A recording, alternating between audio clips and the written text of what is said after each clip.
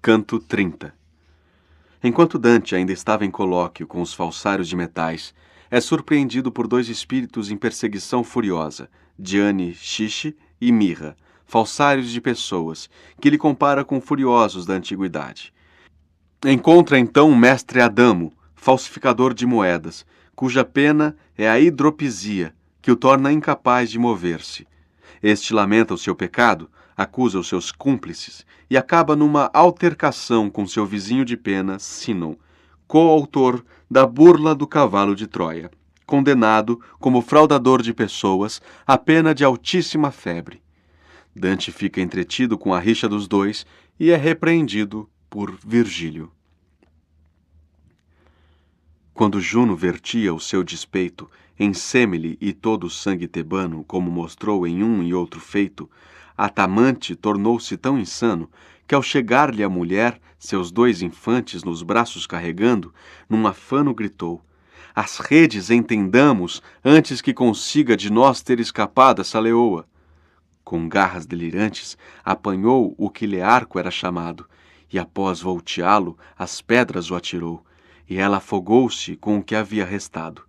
Quando a fortuna para baixo lançou de Troia a soberbia que tudo ousava, e o rei junto com o reino cancelou, Écuba triste, mísera e escrava, depois que morta Policena viu, e do seu Polidoro a sorte prava, na praia, o mar lhe revelou, saiu ladrando como um cão, tanto a inumana dor a sua pobre mente conveliu.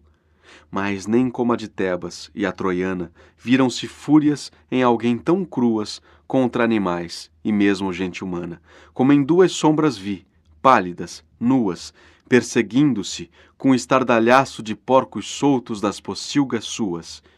Uma alcançou Capóquio e no cachaço agarrou-o, e em seguida, assim o arrastando, fez-lhe o ventre coçar no solo crasso. Ficou o aretino que, tremelicando, me disse: "Aquele doente é Dianis Xixi, que assim, raivoso, vai nos arrumando." E eu: "Contanto que o outro não te aplique seus dentes e que nada tu interdiga, dize-me esta quem é, tão que aqui fique." Respondeu ele: "É essa a alma antiga de mirra celerada, que tornou-se fora do reto amor do pai amiga. Contrafazendo sua figura, o trouxe inadvertido para pecar com ela. Como o outro que lá vai, que apresentou-se para ganhar da cavalariça a bela, como buoso Donati, e assim falseado, testou e ao ato apôs legal chancela, os dois raivosos, tendo após passado, dos quais eu até então, com inquietude não desviara o olhar, a outro danado volvi a atenção. A esse de chofre eu pude, suas pernas não considerando, a forma externa atribuir de um alaúde. A grave hidropisia, que assim deforma os membros com os humores mal tornados e a cara com a barriga não conforma, conservava os seus lábios descerrados, como o éctico os tem, devido à sede, um para baixo e um para cima revirados. Ó vós, a quem, não sei porquê, sucede sem pena estardes neste vil flagelo, disse ele. Ora considerai, e vede aqui do mestre Adamo o esfacelo. Vivo, bem satisfiz as minhas guinas, e agora, ai, para uma gota d'água anelo. Os arroios que das verdes colinas do Consentino descem para o Arno, arrefecendo as margens montesinas, sempre sua imagem tornam-me a evocar no pensamento, e isso mais me castiga que o mal porque no rosto me descarno. A justiça cruel que me fustiga busca motivo à terra onde pequei, para mais suspiros que a exalar me instiga. Lá está Romena, onde eu falsifiquei a moeda cunhada com o Batista, pelo que arço o meu corpo lá deixei. Mas caso aqui encontrasse a alma malquista de Alessandro, ou do irmão outro, ou de Guido, nem fonte branda pagaria essa vista. Já uma delas chegou, se o referido por raivosos daqui for verdadeiro, mas que posso eu, com o corpo assim rendido? Se eu estivesse ainda tão ligeiro para, em 100 anos, só uma polegada andar, já estaria posto no carreiro. A os procurar entre a desfigurada gente por 11 milhas, trajetória que meia tem de largo da valada. Por eles estou nesta vexatória condição, que induziram-me a um florim cunhar que havia 3 quilates de escória. E eu, quem são estas 2 almas que assim fumegam, quais mãos úmidas no inverno, junto de ti jazendo? Quando eu vim, respondeu, já encontrei-os neste inferno, e desde então sua posição não muda, nem creio vai mudar por todo o eterno. Ela acusou José de ofensa ruda, e ele, Sinon, em Troia foi perjuro, tal fumo exalam por sua febre aguda. Este, irado talvez por tão obscuro ser nomeado por meu interlocutor, com o punho o golpeou no ventre duro, que ressoou como se fosse um tambor, e mestre Adamo, com um braço erguido, bateu-lhe o rosto com igual vigor, dizendo, embora seja-me impedido de me mover por inflexíveis travas, meu braço é livre para o que for devido.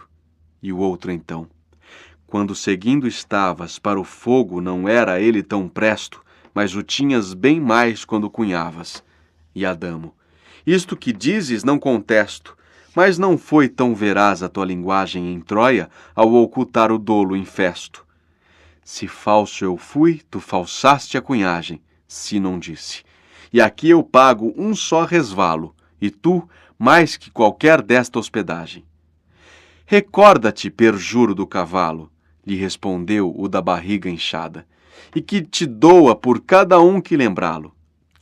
E que te aflija a tua língua rachada, e o ventre, o outro tornou, que a aguaça graxa incha, e a visão te obstrui qual sebe alçada.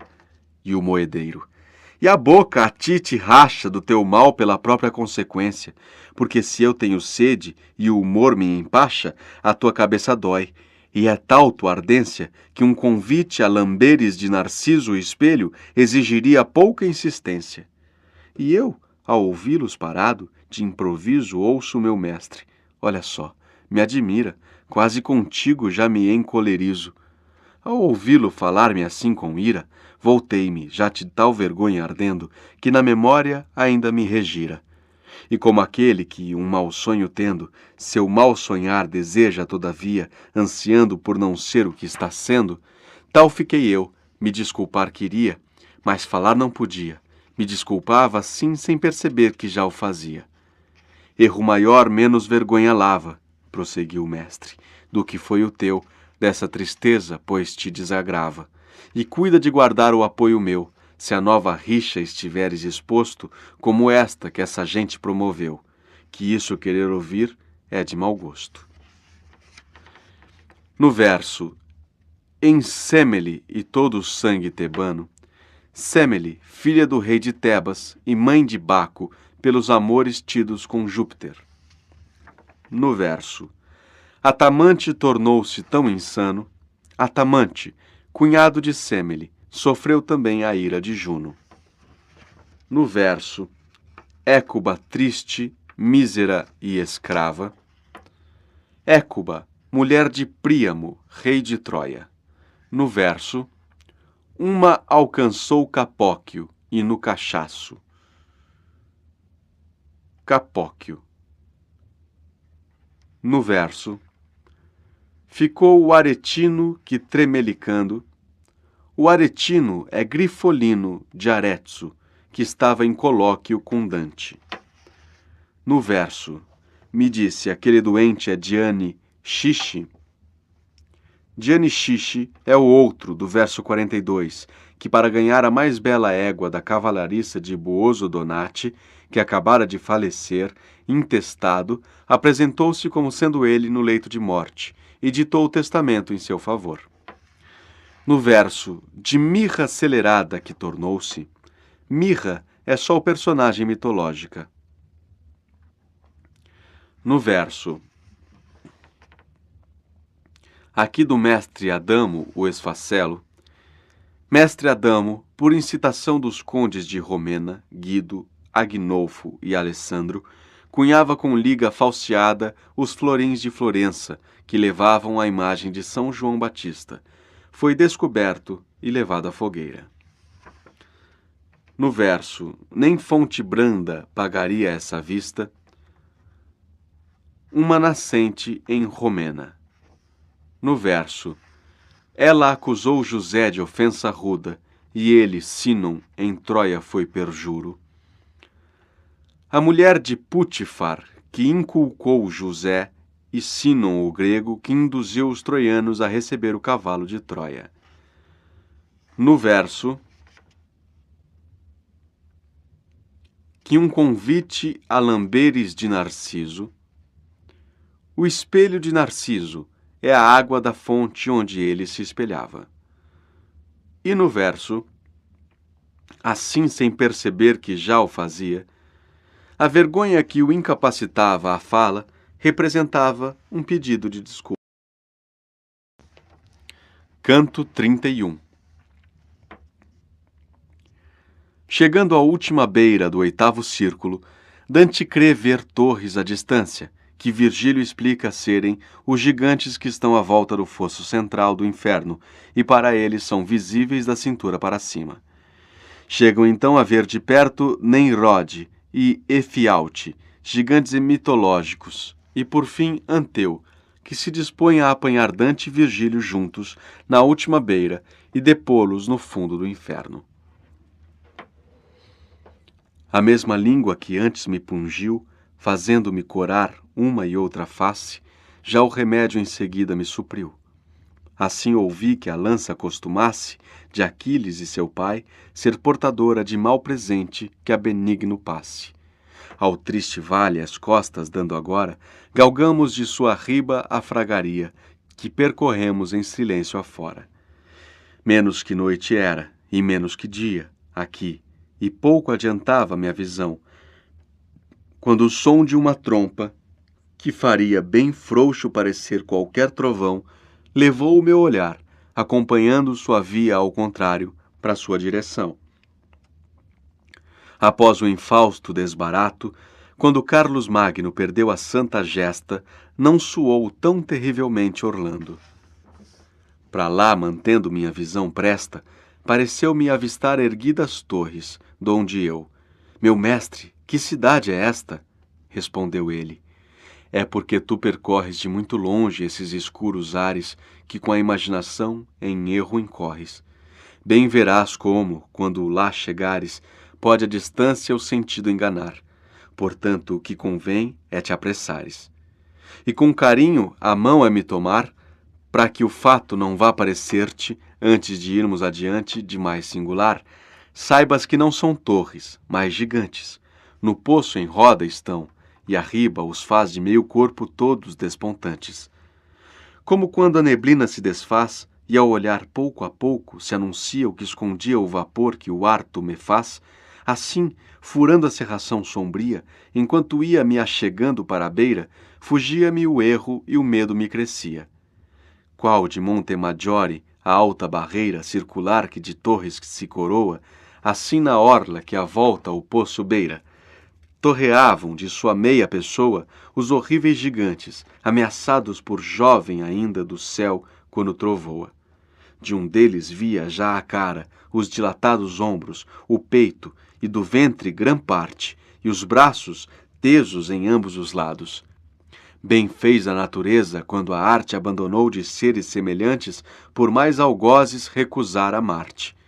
E se ela de baleias e elefantes não se arrepende, olhando sutilmente, suas escolhas são justas e observantes, que quando soma-se ao poder da mente, ainda a crueza e a força do colosso, defesa alguma pode opor-lhe a gente. Pareceu-me o seu rosto longo e grosso, tal como a pinha de São Pedro em Roma, e em igual proporção todo o seu osso. Assim, da borda que a visão o toma, do meio abaixo tanto era exibido, para cima, que para alcançar-lhe a coma, mal 3 frisões haveriam conseguido, donde 30 grão-palmos presumi que teria o manto que o houvesse vestido. Rafael Mai Amec Zab Alme, começou a gritar a fera boca, que doce salmo não daria de si, e para ele o meu guia. Ó alma oca, cata essa trompa que te desafoga, quando ira ou paixão outra te toca. Encontrarás no teu pescoço a soga que a amarra, e a acharás, alma confusa, sobre o teu peito onde pendendo joga. e a mim depois. Ele mesmo se acusa, ele é Nemrod, por cuja má investida no mundo uma só língua já não se usa. Larguemos dele e de prosa perdida, porque para ele é assim qualquer linguagem, qual para outrem é a sua desconhecida. Logo fizemos mais longa viagem, voltos para a esquerda, e a um tiro de balestra outro encontramos, de mais fera imagem. Quem tenha tido uma tal arte mestra não sei dizer, por ter-lhe assim atado a frente à esquerda e as costas à mão destra, e desde o colo também enrolado o corpãozil com uma corrente tensa de que até o quinto giro era avistado. Provar quis ele, com soberba imensa, a sua potência contra o sumo Jove. Disse o mestre, e aqui tens sua recompensa. Enfial-te é ele, que mais não promove reptos que os deuses tornem a temer, os braços que agitou jamais não move. E eu, caso impedimento não lhe houver, gostaria que o briareu descomunal os olhos meus pudessem conhecer. Donde ele, tu verás, Anteu, o qual está perto daqui, solto e falante, e vai levar-nos ao fundo do mal. Esse que queres ver está distante, posto e atado como este que se viu, salvo que mais feroz em seu semblante.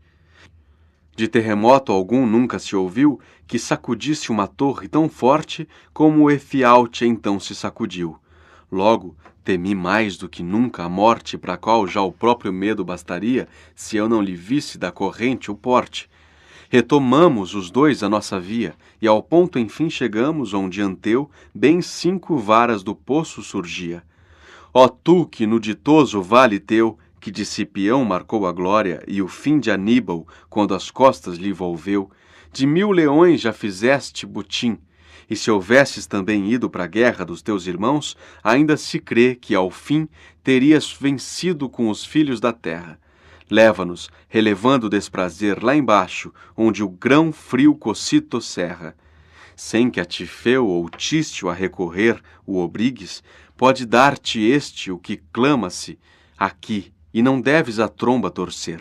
No mundo poderá ele alçar tua fama, pois vive e em longa vida ainda confia, se a graça antes do tempo a si o não chama. Assim, meu mestre, e Anteu com cortesia tendeu-lhe as mãos, de que Hércules provado houvera o aperto, e apanhou o meu guia. Virgílio, quando se sentiu agarrado, chega-te, me pediu, que eu te suspenda, e de nós dois fez um só apanhado.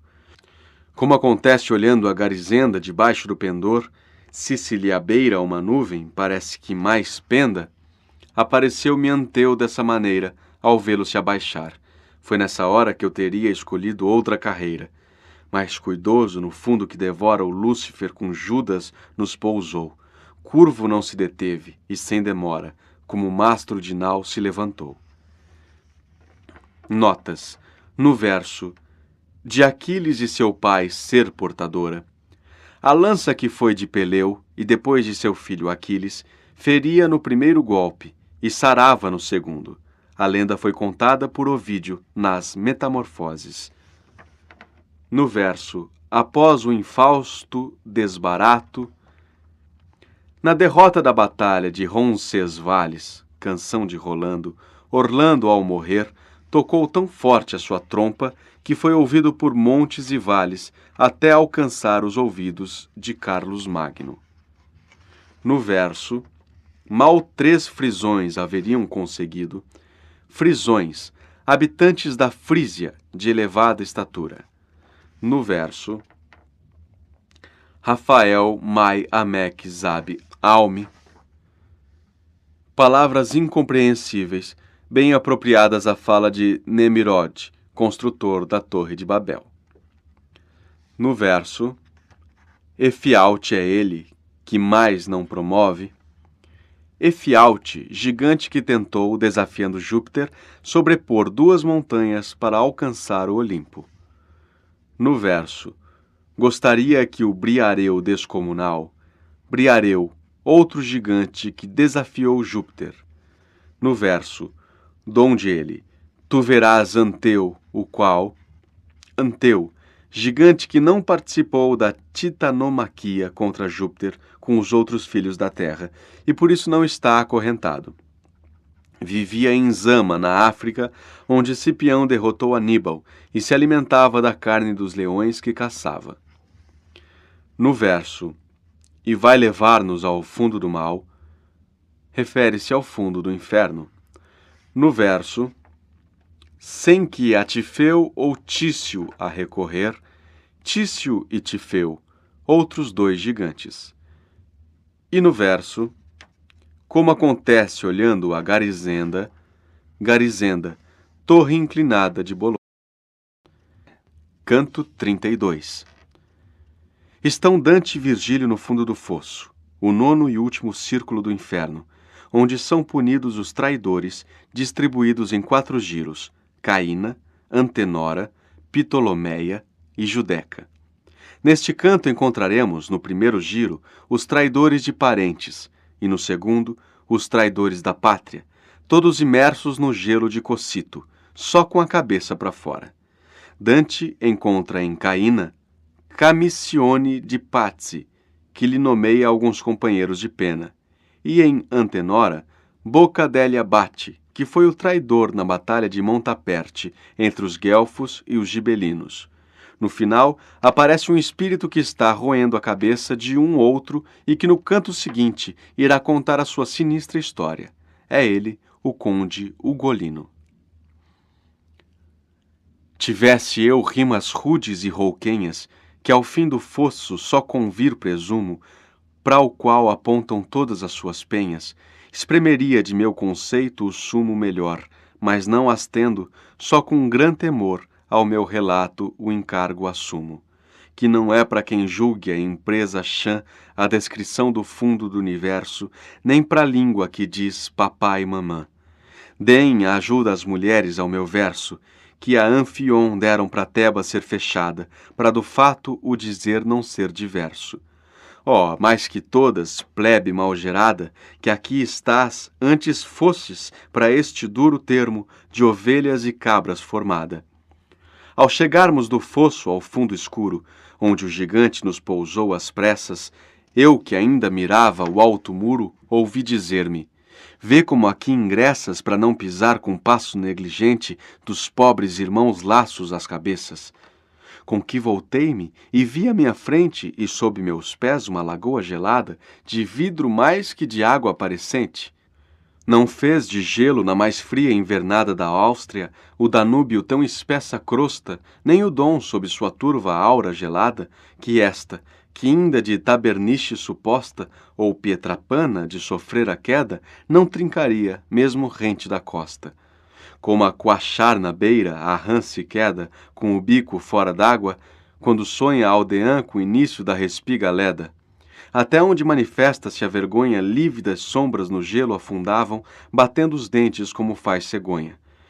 Todos para baixo seus rostos voltavam, na boca o frio, nos olhos o magoado coração eles todos demonstravam. Depois de muito olhar para todo lado, 2 eu vi encostados tão estreitos que até o cabelo haviam entrelaçado. Dizei-me, vós que assim juntais os peitos, disse eu, quem sois? O colo, ao meu pedido, esticaram, e as lágrimas sujeitos gotejaram seus olhos, e escorrido pelas faces, seu pranto enrijeceu, e o gelo fez um rosto ao outro unido, como 2 lenhos que encaixe prendeu.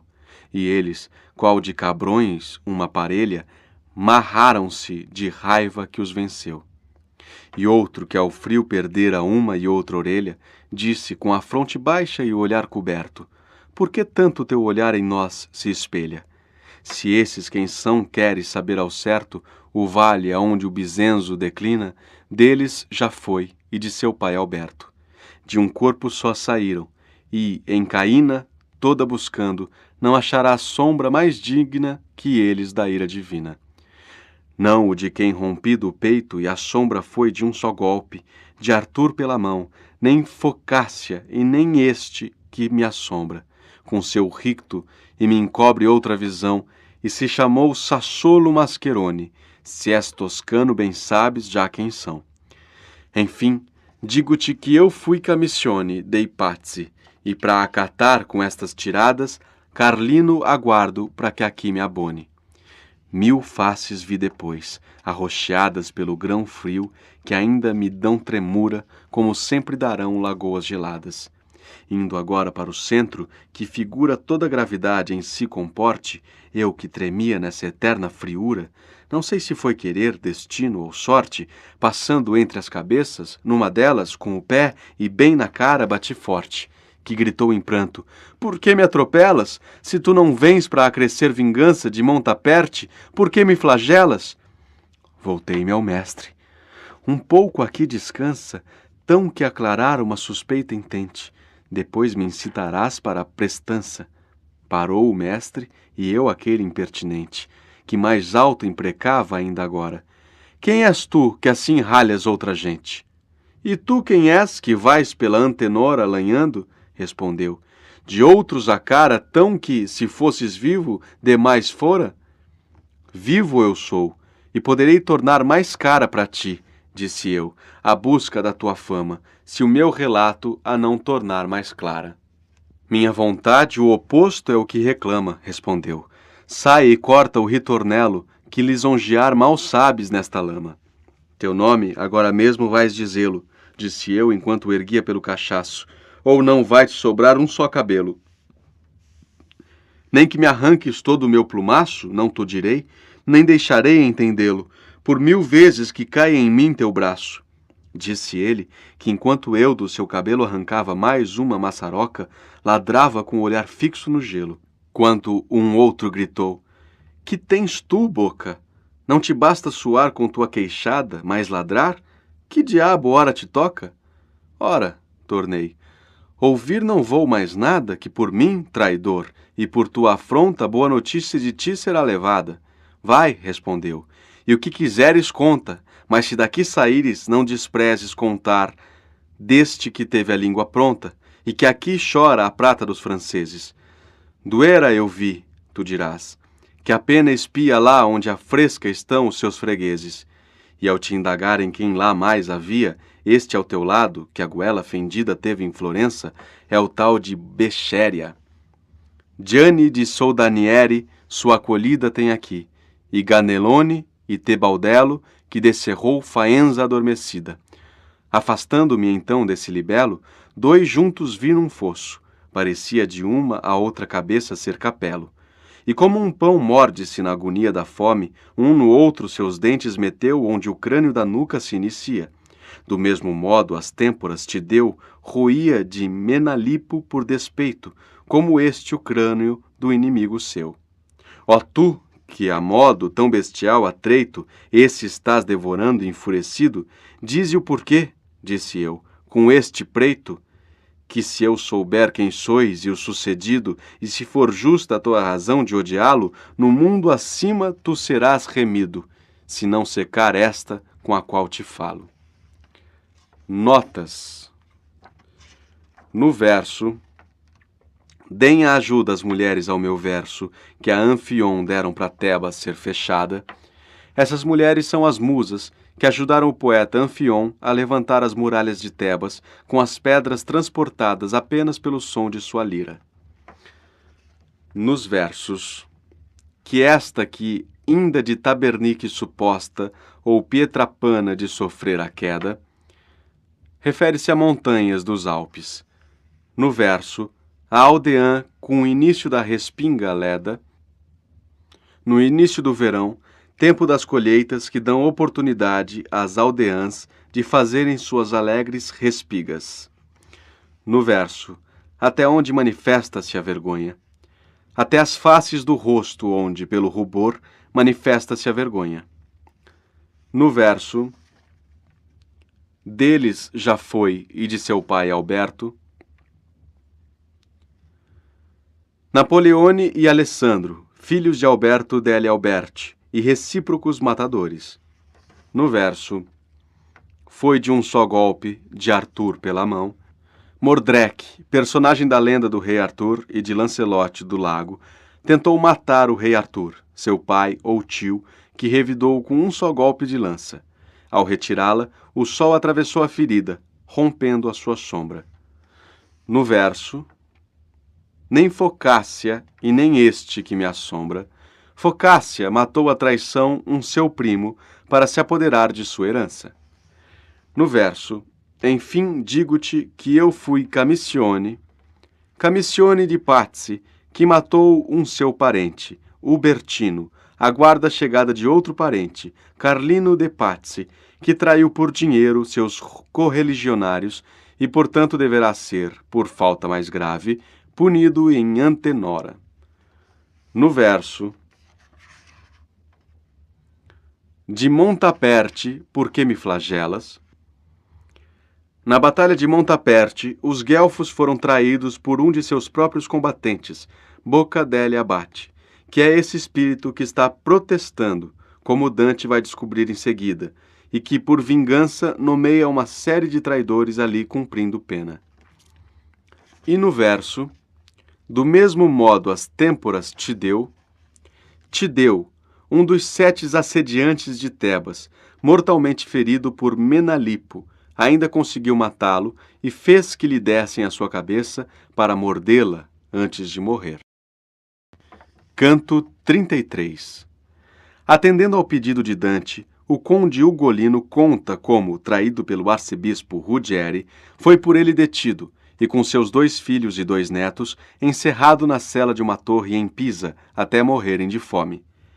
Prosseguindo, os poetas chegam ao terceiro giro do 9º círculo, a Ptolomeia, onde os traidores de seus hóspedes estão imersos no gelo como os outros, mas com os rostos voltados para cima, o que faz que suas lágrimas congelem, impedindo-lhes a sequência do pranto. Um deles pede a Dante que lhe remova o gelo acumulado sobre os olhos. Ele é Frei Alberigo, que traiçoeiramente fez trucidar seus inimigos, que convidara para um banquete, pretextando reconciliação. Ante a surpresa de Dante, que o sabia ainda vivo, ele lhe explica que as almas dos réus dessa máxima vileza são enviadas ao castigo da Ptolomeia antes mesmo da morte de seus corpos, os quais, ocupados por um demônio que lhes substitui a alma, permanecem como viventes no mundo até a sua morte física. A boca levantou do vil repasto aquela alma, limpando-a no cabelo do crânio que ela havia por trás já gasto, e começou: medonho pesadelo queres que evoque, e o coração espavente, antes que o diga, só de concebê-lo. Mas se meu dito puder ser semente, que frute infâmia a este que eu escaveiro, palavra e pranto ouvirás juntamente. Não sei quem és, nem do teu paradeiro o modo e a razão, mas, Florentino, ao te ouvir, me pareces verdadeiro. Saibas então que eu fui conde Ugolino, e com arcebispo Ruggieri, que é este, porque é meu vizinhar tão inopino. Como por sua perversa astúcia e preste a nele confiar eu fui detido e morto, não precisas que eu ateste, mas da crueldade que sofri, sabido não podes ter, e agora, ao conhecê-la, irás julgar como fui ofendido. Estreita fresta, e bem alta, na cela que é por mim, que da fome ora se chame, e ainda muitos terá encerrados nela, mais luas mostrará, já por seu forame, quando um mau sonho deu-me a antevisão, que do futuro me rasgou o velame. Este aqui estava, qual mestre e patrão, ao monte um lobo e suas crias perseguindo, que a Pisa veda de Luca a visão. Uma impetuosa cainçada ganindo, com Galande e Sismonde, acompanhados de Lanfranchi, o patrão ia conduzindo. Já o pai e os filhos pareciam cansados na breve fuga, e por cruéis colmilhos os flancos seus já havia dilacerados. Quando acordei antes do dia, meus filhos, presos comigo, ouvi choramingar no sono e pedir pão em seus bisbilhos. És bem cruel se não te dói pensar no que ao meu coração já se anunciava. E se não choras, de que sois chorar? Ora despertos, já se aproximava a hora de recebermos nosso pão, mas pelo sonho cada um duvidava. Cravejar ora embaixo ouvi o portão da horrenda torre, e a perscrutar eu vim dos meus as faces, sem qualquer menção. Não chorei, feito pedra dentro em mim. Choravam eles, e o Anselminho meu perguntou: Que tens, pai, que olhas assim? Não respondi, nem lágrima correu-me o dia inteiro, nem a noite entrante, até que ao mundo o outro sol rompeu. Quando algum raio seu clareou esse instante do doloroso cárcere, e eu vi, por 4 rostos, meu próprio semblante, ambas as mãos pela dor me mordi, e o pequeno, porque de fome só lhe pareceu o gesto meu, não só por si, disse-me: Pai, menor pena nos colhe, se comeres de nós. Tu nos vestiste destas míseras carnes, tu nas tolhe. Aquietei-me para não o tornar mais triste.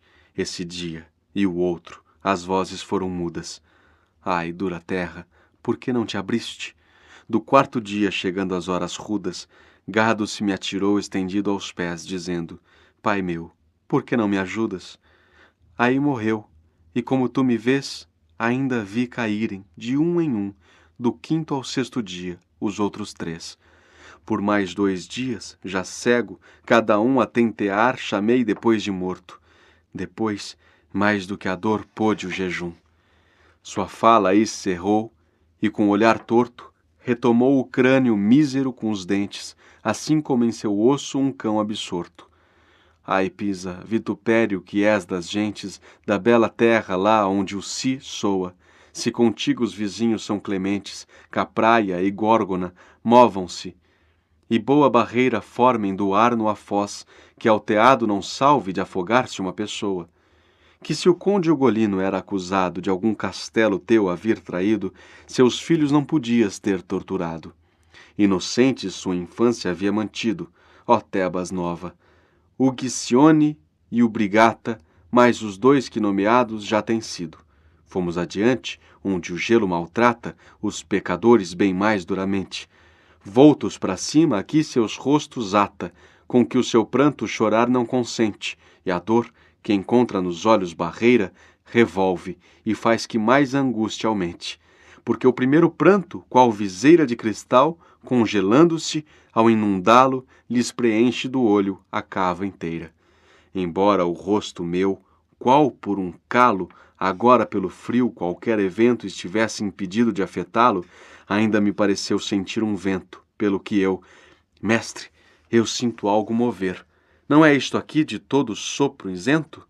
E ele a mim: Poderás logo saber, teu próprio olhar vai te dar a resposta, vendo o que é que este vento faz chover. E um dos danados da gelada crosta para nós gritou: Ó mais perversos réus, pois que vós foi a última pena imposta, livrai-me a vista destes duros véus, para o desafogo que a dor ligeira até outra vez selar os olhos meus? E eu respondi: Para que ajudar-te eu queira? Dize quem és, se for falso o que digo, possa eu chegar ao fundo da geleira. Ao que ele então: Eu sou Frei Alberigo, aquele eu sou das frutas do mau horto, que aqui recebo tâmara por figo. Ó, exclamei, estás tu então já morto? E ele: Com o corpo meu, que acaso esteja no mundo acima, todo liame é curto. É Ptolomeia que este dom bafeja, muitas vezes de uma alma se aquinhoa, antes que solta por átropo seja. E para que tudo, rosto meu, com boa vontade, soltes meu pranto vidrado, dir-te-ei que logo que uma alma traiçoa, como eu fiz, o seu corpo lhe é levado por um demônio que após o governa até o seu tempo todo consumado, e ela cai nesta espécie de cisterna. Talvez esteja ainda no mundo belo o corpo deste que aqui agora inverna. Tu que ora chegas deves conhecê-lo. Ele é ser, Branca Dória, e são mais anos passados que está preso neste gelo. Creio que estás a me pregar enganos, disse eu, pois ele não morreu ainda, e come, e bebe, e dorme, e veste panos. Dos Malebranche para o fosso que brinda seus réus, tornou-me. Com o fervente pés, não completara Michel Sange a vinda. Quando este um diabo recebeu, em sua vez, no corpo seu, e a mesma lijação, sofreu quem a traição com ele perfez. Mas estende-me, enfim, para cá a tua mão, livra-me os olhos. E eu não lhe os livrei. Foi minha cortesia ser-lhe vilão. Ah, genoveses, gente a toda lei avessa e afeita a corrupção tamanha, por que não varre o mundo a vossa grei? Que com o pior sujeito de Romanha, um de vós vi que por sua vil conjura, em alma no cocito já se banha, e em corpo vivo ao mundo se afigura. Notas. No verso: saibas então que eu fui conde ugolino. O conde Ugolino de la Guerasdesca, de família gibelina, por 20 anos poderoso senhor de Pisa e apoiado pelos guelfos, veio a se desentender com estes, dando ensejo ao arcebispo Ruggieri, chefe dos gibelinos, de lhe propor a enganosa aliança que depois traiu, fazendo-o trancar com seus 2 filhos e 2 netos na torre dos Galandi, em Pisa, até eles morrerem de fome. Nos versos: com Galande e Sismonde, acompanhados de Lanfranc, o patrão ia conduzindo, são chefes gibelinos em Pisa. No verso: da bela terra lá onde o si soa, o italiano é chamado a língua do si, sim. No verso: Capraia e Górgona, movam-se. Capraia e Górgona, 2 ilhotas próximas à foz do Arno. Nos versos: para o desafogo que a dor ligeira, até outra vez selar os olhos meus, e eu respondi: para que ajudar-te eu queria, dizer quem és, se for falso o que digo, possa eu chegar ao fundo da geleira. Ao que ele então: eu sou Frei Alberigo, aquele eu sou das frutas do mau horto, que aqui recebo tâmara por figo. Frei Alberigo convidou seus inimigos para o banquete de reconciliação e usou a chamada do serviço das frutas como sinal para os seus sicários irromperem para trucidá-los. Na Ptolomeia, ele recebe tâmara por figo, isto é, pena mais cruel que o agravo praticado. No verso: antes que solta por Atropos seja. Atropos é a parca que tem o encargo de cortar o fio da vida. No verso: não completara Michel Zanche a vinda. Michel Zanche, a vítima de Branca Dória, ainda não chegara na 5ª vala do círculo 8º, a do pés fervente, e já a alma de Branca Dória havia sido transferida para o castigo na Ptolomeia. E no verso: foi minha cortesia ser-lhe vilão, foi concordância, cortesia, de Dante com a justiça divina. Canto 34. Anuncia-se o rei do inferno, Lúcifer, que surge do gelo no centro da terra, agitando um gélido vento com suas enormes 6 asas. Ele tem 3 caras, uma amarelenta, outra preta e vermelha, a da frente, simbolizando respectivamente a impotência, a ignorância e o ódio, atributos opostos aos da Trindade, a divina potestade, o supremo saber e o primo amor. Em cada uma das 3 bocas ele mastiga continuamente um pecador. Judas Iscariote é o principal, e os outros 2 são Bruto e Cássio. São esses os traidores de seus benfeitores. Os restantes pecadores da Judeca estão completamente afundados no gelo, e nenhum é identificado. Virgílio, levando Dante às costas, se agarra ao pelame de Lúcifer, transpõe o centro da terra e encontra a passagem vazia, formada pela queda de Lúcifer, pela qual os 2 empreendem o caminho da subida, até alcançar a superfície no hemisfério austral, onde surgem, saindo do abismo infernal, para rever as estrelas. Vexila regis prodeunt inferni, pra cá, portanto tu pra frente mira, começou o mestre meu, e bem discerne, como quando uma densa névoa expira, acreditamos ver, ou se anoitece, um moinho que ao longe o vento gira. Pareceu-me que engenho igual movesse o vento aqui, e atrás do meu cordial mestre acheguei-me, que me protegesse. Já estava, Árduo é o contar no metro usual, onde as almas no gelo estão submersas, transparecendo qual palha em cristal. Supina alguma está, outras transversas, em arco outras, com a testa aos pés tirante, outras tesas, eretas ou reversas. Quando fomos chegados mais adiante, e decidiu o mestre me mostrar o ser que teve tão belo semblante, afastou-se, e fazendo-me parar. Esse é Dite, e onde mais de força armado convém que estejas, disse, este é o lugar. Como fiquei então fraco e gelado, não perguntes, leitor, e eu não direi, que o fato restaria sempre apoucado. Não morri, e vivo não me conservei. Julga tu, se de tino tens sobejo, como sem um nem outro então fiquei. E agora o rei do triste reino eu vejo, de meio peito do gelo montante, e mais com um gigante eu me cotejo, que um braço seu com um inteiro gigante. Imagina o que dele é então o todo, para de tal parte não ser aberrante. Se belo foi, quão feio ora é o seu modo, e contra o seu feitor ergueu a frente, só dele proceder deve o mal todo. Mas foi o meu assombro ainda crescente, quando 3 caras vi na sua cabeça. Toda vermelha era a que tinha à frente, e das 2 outras, cada qual egressa do meio do ombro, que em cima se ajeita de cada lado e junta-se com essa, branco-amarelo era a cor da direita. E a da esquerda, a daquela gente estranha que chega de onde o Nilo ao vale deita.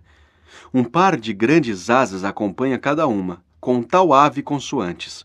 Vela de mar vira eu jamais tamanha. Essas, sem pena, semelhavam antes as dos morcegos, e ele as abanava assim que, com os 3 ventos resultantes, as águas de Cocito congelava. Por 6 olhos chorava, e dos 3 mentos sangrenta baba com o pranto pingava. Em cada boca um pecador, com cruentos dentes, moía a feição de gramadeira, aos 3 prestando de vez seus tormentos. Pra o da frente a mordida era ligeira pena, em confronto com a gadanhada que por vez lhe arrancava a pele inteira. Esse que sofre aí pena dobrada é Judas Iscariote, disse o guia, com as pernas fora e a cabeça abocada. Dos outros 2, o que a cabeça arria, da bocarra da cara preta, é Bruto, que se contorce e cala todavia.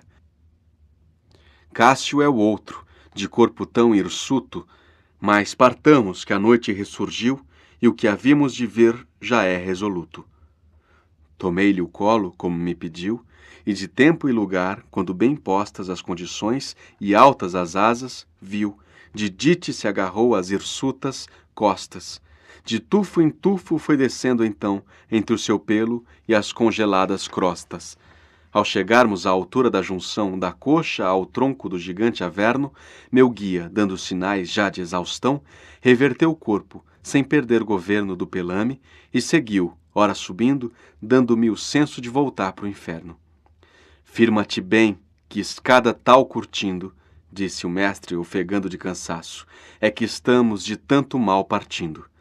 E saiu pela brecha de um molaço, e me depôs em sua beira a sentar, achegando-se após com certo passo. Alcei os olhos, pensando encontrar Lucífero, assim como o havia deixado, mas o encontrei de pernas para o ar. E se perplexo então tenha eu ficado, que o pense a gente que a razão é adversa e não vê o ponto que eu tinha passado. Levanta, disse o guia, que hora diversa e longa é a via, e o caminho penoso, e o sol já volta para a meia terça. Não era aquilo um palácio suntuoso, parecendo antes natural masmorra, de chão infido e de ar tenebroso. Antes que todo este abismo eu percorra, mestre meu, disse então, já agora erguido, dize, para que em engano eu não incorra, a geleira onde está? E a que é devido este aqui estar reverso, e tão depressa do ocaso a aurora o sol já ter surgido? E ele, creio que ainda permaneça tua mente onde iniciamos nossa via no pelo deste que o mundo atravessa. Lá estavas quando contigo eu descia, mas ao virar-me, atrás permaneceu o ponto que a si todo peso guia.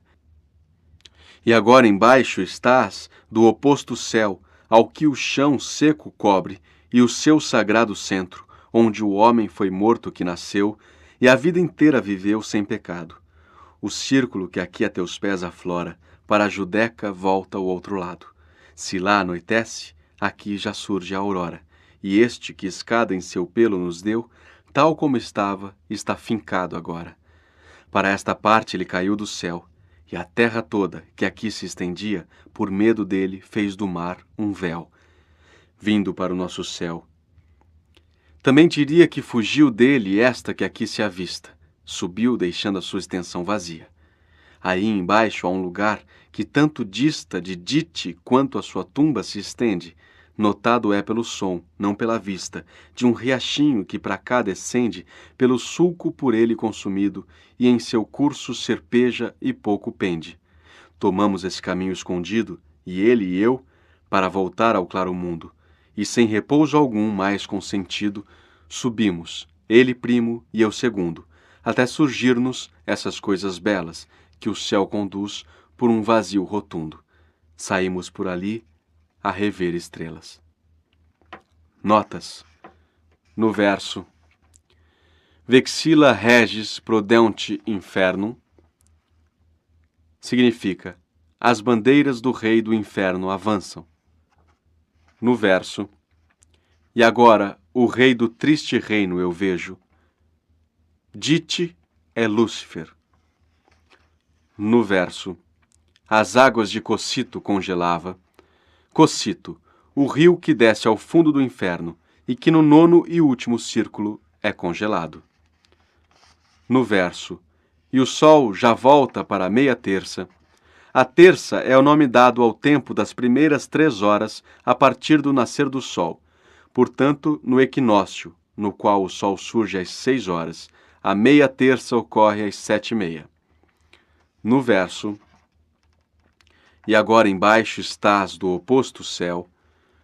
O hemisfério austral, na concepção de Dante, é todo de água, tendo em seu centro a montanha do purgatório, a qual corresponde, no hemisfério sólido e habitado, a cidade de Jerusalém, onde Cristo foi crucificado. No verso: para a Judeca volta o outro lado. A Judeca, último dos 4 giros, está no centro do nono e último círculo do inferno. E no verso: que fugiu dele esta que aqui se avista, a montanha do purgatório.